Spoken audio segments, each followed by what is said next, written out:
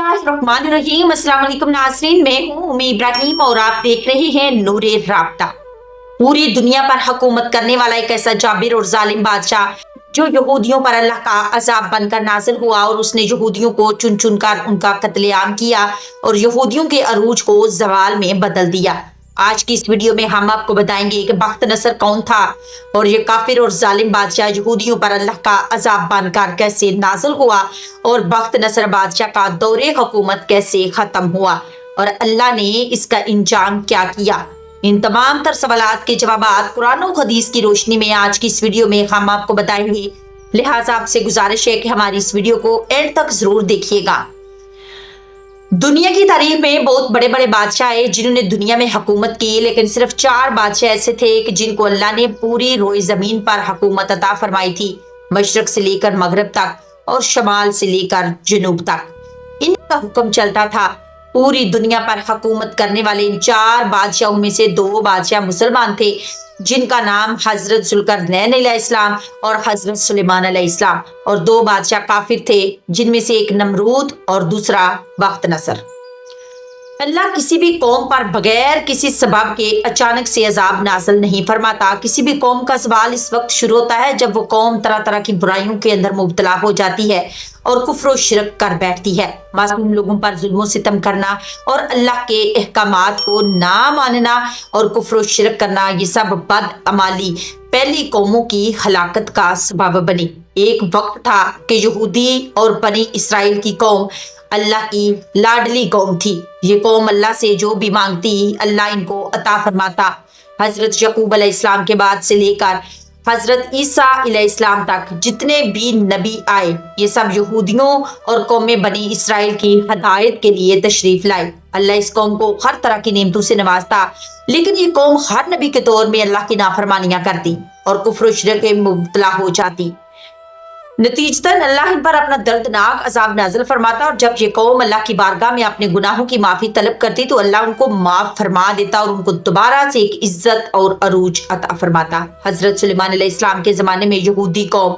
यरूशलेम के अंदर आबाद थी और हजरत सुलेमान अलैहिस्सलाम के जमाने में इस कौम ने पूरी दुनिया पर राज किया। लेकिन जब हजरत सुलेमान अलैहिस्सलाम इस दुनिया से तशरीफ ले गए और इसके तकरीबन 400 साल बाद ये कौम फिर से अल्लाह की नाफरमानी करने लगी और कुफ्र व शिरक के अंदर मुब्तला हो गई। इस तरह जब ये कौम तरह तरह की बुराइयों के अंदर मुब्तला होगी तो अल्लाह ने इस दौर के एक जाबर और जालिम बादशाह बख्त नसर के नाम से, जिसको दुनिया जानती है, इसको इन पर मुसल्लत कर दिया और बख्त नसर अल्लाह का अजाब बनकर यहूदियों पर नाजिल हुआ और बख्त नसर बादशाह का दौरे हुकूमत हजरत सुलेमान अलैहिस्सलाम के दौरे हुकूमत के बाद शुरू हुआ और अल्लाह ने उसको भी पूरी तरह पूरी रोए जमीन की बादशाहत अता फरमाई थी। बख्त नसर की पैदाइश के बारे में 2 तरह की रवायात मिलती हैं। एक रवायत के मुताबिक ये कौमी अमालका में से था कि जिसके माँ बाप ने इसको पैदा करके नसर नामी बुत के पास लावारिस छोड़ दिया था और ये बुत इस दौर के अंदर बहुत ज्यादा पूजा जाता था क्योंकि ये बच्चा लोगों को नसर नामी बुत के पास से मिला था। चुनाचे लोगों ने इस बच्चे का नाम बख्त नसर यानी नसर बुत का बेटा रख दिया और एक दूसरी रिवायत के मुताबिक ये एक बादशाह के घर में पैदा हुआ। इसका बाप एक बहुत बड़ा बादशाह था। बख्त नसर एक ज़हीन, बहादुर और जंगजू इंसान था। ये इतना बहादुर था कि इसने अपनी छोटी सी उम्र में अपने बाप के कहने पर मिस्र के अंदर जंग छेड़ दी और मिस्र को फतह कर लिया। 605 कबल मसीह में इसके बाप का इंतकाल हो गया और इसके इंतकाल के बाद ये बाबल शहर का बादशाह बन गया।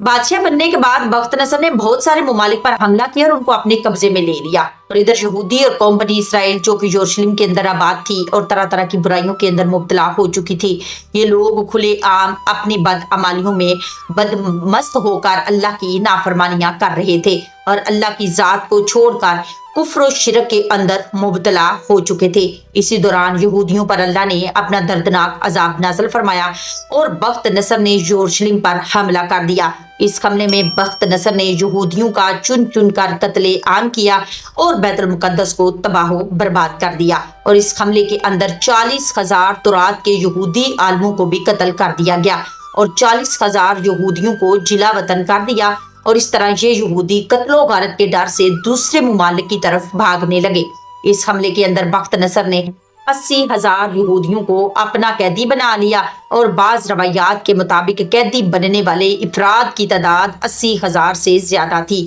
ان قیدیوں میں اللہ کے 2 نبی بھی شامل تھے، جن میں سے ایک کا نام حضرت دانیال علیہ السلام اور دوسرے کا نام حضرت عزیر علیہ السلام ہے۔ جب بخت نصر نے یروشلم پر حملہ کیا تو یروشلم کے تمام شہر کو جلا دیا اور ہیکل سلیمانی کو گرا دیا اور اس کے خزانے کو لوٹ لیا اور ہیکل سلیمانی میں موجود تمام کتابوں کو جلا دیا، جس کے اندر تورات کے اصل نسخے بھی موجود تھے۔ اس طرح بخت نصر بادشاہ نے ہر حد پار کرتے ہوئے یہودیوں کو چن چن کر قتل کیا اور ہیکل سلیمانی اور تورات کی بے ادبی کرتے ہوئے ان کو جلا دیا، اور اس قتل و غارت کے اندر تابوت سکینہ جو کہ ہیکل سلیمانی کے اندر موجود تھا وہ کہیں غائب ہو گیا اور اس کا آج تک کسی کو کچھ پتہ نہ چلا۔ اس قتل و غارت کے بعد بخت نصر بہت سارے یہودیوں کو قیدی بنا کر اپنے ساتھ لے گیا، اور چونکہ بخت نصر بادشاہ نے ہیکل سلیمانی کو جلایا تھا اور تورات کی بے ادبی کرتے ہوئے اس کے نسخوں کو بھی جلا دیا تھا، تو اللہ نے اس بدبخت بادشاہ پر بھی اپنا دردناک عذاب نازل فرمایا اور بدبخت بادشاہ بخت نصر کو ایک دردناک بیماری کے اندر مبتلا کر دیا اور اس کے چہرے کو مسح کر دیا۔ روایات میں آتا ہے کہ جب بخت نصر بادشاہ پر اللہ کا عذاب نازل ہوا اور اس کے چہرے کو مسح کر دیا گیا اور یہ انسان سے جانور بن گیا، تو اس کے بعد یہ جنگلوں میں چلا گیا اور اس نے اپنی زندگی کے 7 سال جنگلات میں گزارے۔ وہاں پر یہ جانوروں کی طرح گھاس کھاتا اور اس بیماری کی حالت میں جنگلوں میں گھومتا رہتا۔ 7 سال کے بعد اللہ نے اس بیماری کو دور کر دیا اور اس کو جانور سے انسان بنا دیا۔ بخت نصر بادشاہ کو موت کس طرح آئی اور اس کا انجام کیا ہوا، اس کے متعلق روایات میں آتا ہے کہ جب بخت نصر نے یہودیوں کو قید کیا تو ان میں اللہ کے 2 برگزیدہ نبی بھی تھے، جن کا نام حضرت دانیال علیہ السلام اور حضرت عزیر علیہ السلام تھا، جو کہ بعد میں اللہ کے حکم سے بخت نصر بادشاہ کے مشیر بن گئے۔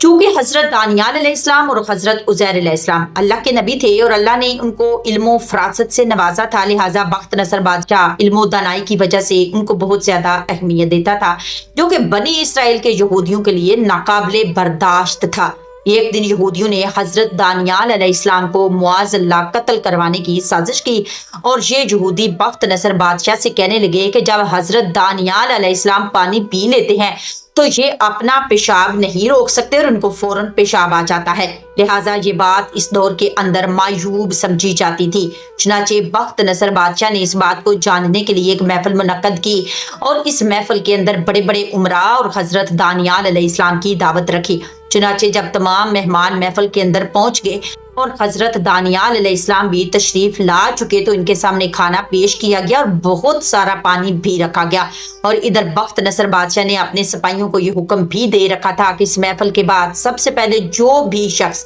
پیشاب کرنے کے لیے باہر نکلے تو اس کو فوراً قتل کر دیا جائے،